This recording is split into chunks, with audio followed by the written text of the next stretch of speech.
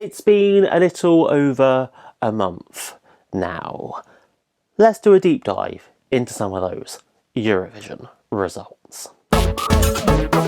But before we begin, if you are new here, please subscribe. I make videos about all things Eurovision that you are gonna love. So yes, indeed, Eurovision may be but a distant memory, but there is still so much left to talk about. I've already reacted to the top 5. What about those lower down the leagues? Who are my biggest shocks and surprises of the year? Firstly, Albania. I was sure this was going to make it into the final. Hey, I will never regret. You will be my secret. That performance just screams Eurovision. It's that big ethno-pop banger that we love. I do get why some people would not have been into this, though. It was pretty sexual and very, very suggestive. So I can see the more conservative voter choosing not to put this in.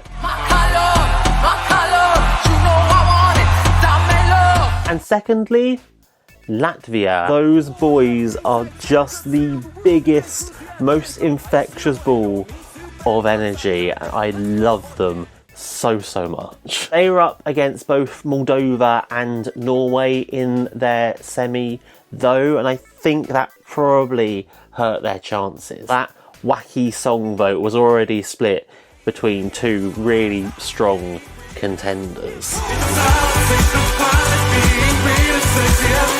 And as for those that I'm shocked did qualify, Iceland has to be the biggest shocker. It had jury appeal written all over it, but I just wasn't sure how the public would react.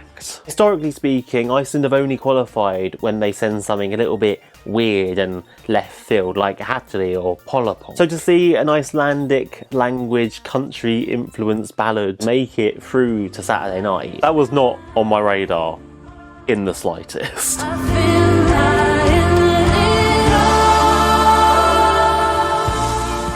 And moving on to that final, my biggest shock of the year, France. I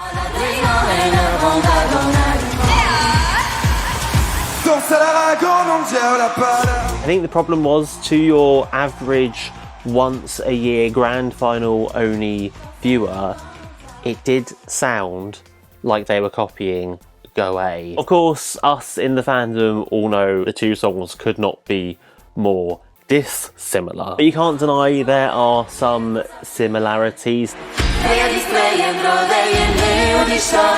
And it's a shame, honestly, because it was wonderful to see France take a chance on a minority language. I really hope it doesn't dissuade the delegation from trying something a little bit different again. And then there's the Czech Republic. They were in my top 5 this year, so I was really surprised to see them do so badly. I think really they were hurt by going first. It was an amazing way to open the show. They could not have picked a better song.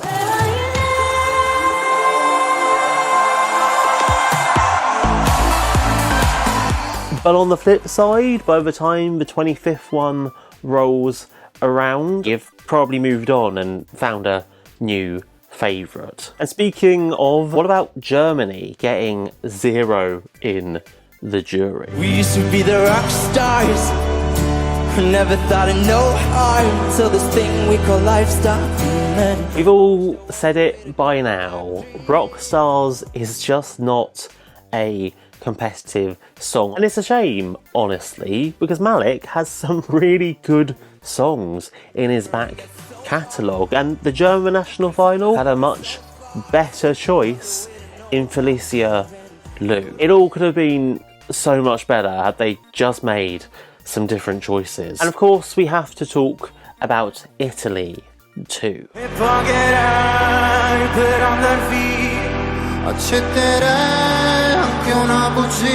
They were touted as potential winners for quite a long time, so to see them manage 6th place was kind of surprising. Their performance on the night, however, felt a little bit rough around the edges. It didn't quite click the way that it normally does. It was a genuine shame, honestly. It was such a beautiful song with an amazing message. Seeing two men be emotionally vulnerable to each other on a global stage was stunning. It's just a bit gutting that when it came to the moment where it all really mattered, they weren't at their best. And I also can't go without mentioning Moldova. They were second in the telly vote. Let's go!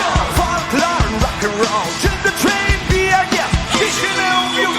I just didn't get it, honestly. I feel like I was the only person watching along going, what the f is this? I get why people did like it. It was fun and colourful and exciting, and the guys are real, genuine showmen. But it wasn't even in my top 10. Just not for me.